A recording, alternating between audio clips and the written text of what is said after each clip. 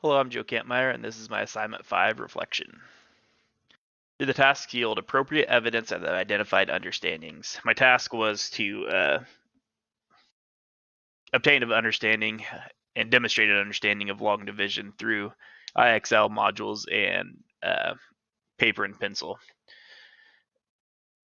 Evidence students will be able to pass an IXL module and eventually worksheet based on their mastery of division principles, and this is also their current ability level as well.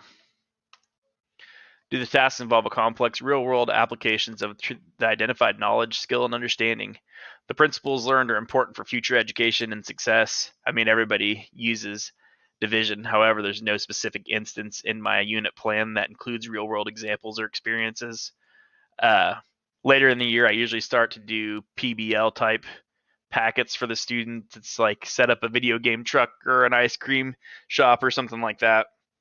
I have quite a few of them, and they do utilize the skills learned in more of a real world setting, but not at this point. Are a variety of appropriate assessment formats used to provide additional evidence of learning? Uh, Students are assessed in several ways with each of my lessons as outlined in my plan. Uh, Students are both assessed through an IXL module as well as with pen and paper.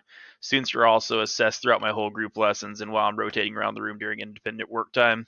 I've got 14 kids in my room, uh, usually only 12 or 13, and a full-time para, and usually another para that rotates in and out throughout the day. So it's pretty easy for me to set one-on-one with my students and see how they're progressing and talk to them every day about how things are going with all the skills we're learning. Are students given the opportunity to self-assess and reflect upon their learning and performance? That's one of the reasons that I love IXL. With every question answered right, their score goes up. With every question answered wrong, their score goes down. When they get to the 90 range on the IXL meter, 90 to 100, the points are more weighted. So everyone they get right in the challenge zone may only count for 2 or 1 point, whereas everyone they get wrong can count from 5 to 6, 7, 8, 9, depending on how many in a row they've gotten wrong. After each question the student gets wrong, there's a brief explanation, and it might even tell them exactly how that problem went wrong for them.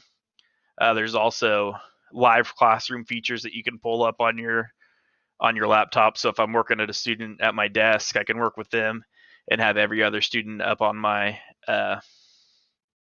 laptop and see if they're having trouble at any spot. I can send them a message. There's a lot of different things you can do with that app. It's really neat. IST standards applicable to this lesson. I felt like the analyst covered basically all of it. This lesson at its core is about analyzing the unit plan we've executed in our classrooms. The questions all lead to how effective was my unit. I've always been told to be reflective, and I found this is one of the most important parts of our profession and our professional growth.